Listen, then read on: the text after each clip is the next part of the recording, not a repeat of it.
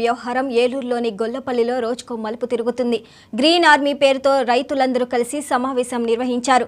రైతులకు దేవాదాయ శాఖకు ఎన్నో సంవత్సరాల నుంచి భూముల విషయంలో గొడవలు జరుగుతున్నాయి. ఈ నేపథ్యంలో సమస్య పరిష్కారం కోసం వేంపాడు గ్రామ రైతులు సమావేశాన్ని ఏర్పాటు చేశారు.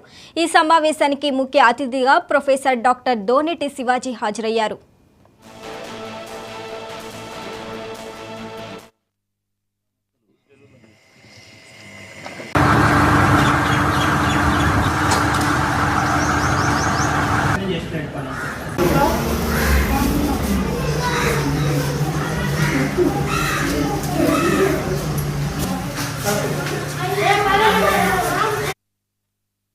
స్వతంత్రం వచ్చిన తర్వాత ఆ యాక్ట్లు వర్తించవు.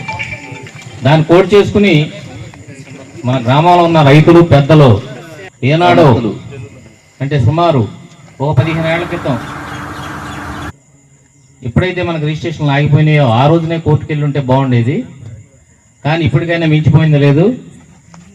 1600 ఎకరం ఉందా మొత్తం ఉందా అనేది భాష ఒకసారి పెద్దలు దీన్ని పరిశీలించి ఆ యాక్ట్ మీద సుప్రీంకోర్టుకి పిటిషన్ వేసుకుని మనం మన వరకు 1600 కాకుండా మిగతా భూములకి మనం పిటిషన్ వేసుకునే అవకాశం ఉంది. గ్రామస్తులందరూ ఏకస్తులై ఆ పిటిషన్కి ప్రిపేర్ చేసి మన ప్రొఫెసర్ గారు ఓ మ్యాటర్ తయారు చేసి పిటిషన్ వేస్తారని కోరుకుంటున్నాను.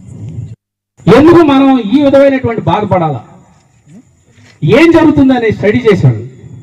స్టడీ చేస్తే నాకు రఘు కొంత ఇన్ఫర్మేషన్ ఇచ్చాడు. తర్వాత ఇంకా మన వాళ్ళు బాను కొంత ఇన్ఫర్మేషన్ ఇచ్చాడు. ఇంకా అక్కడక్కడ నేను కొంత ఇన్ఫర్మేషన్ గ్యాదర్ చేశాను.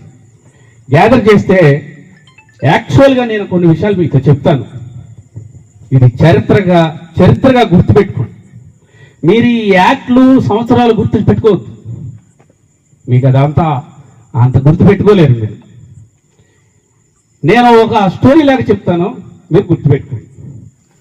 మొట్టమొదటిగా 1749 సంవత్సరంలో 49 సంవత్సరంలో ఇక్కడ జమీందారులు ఏం చేశారంటే 1000 ఎకరాలు ఈనాము రాసేశారు. ఈనాము అంటే ఏంటంటే అర్థం, మీరు చాలాసార్లు ఈనాము ఎస్టేట్ ఈ 2 పదాలు వింటామన్నారు. ఏంటి ఈనాము ఏంటి ఎస్టేట్ మీకు తెలియదు. ఈనాము అంటే బహుమానంగా ఇవ్వటం, ఎస్టేట్ అంటే సొంతంగా ఉంచుకోవటం అంతే. ఇప్పుడు ఇది నా ఎస్టేట్ అన్నాను అనుకో, ఈ కాంపౌండ్ నా ఎస్టేట్ అంటే ఇది నా సొంతం. రాజరికంలో ఉన్న యాక్ట్లు ఇప్పుడున్న పరిస్థితికి స్వతంత్రం వచ్చిన తర్వాత ఆ యాక్ట్లు వర్తించవు. దాన్ని కోట్ చేసుకుని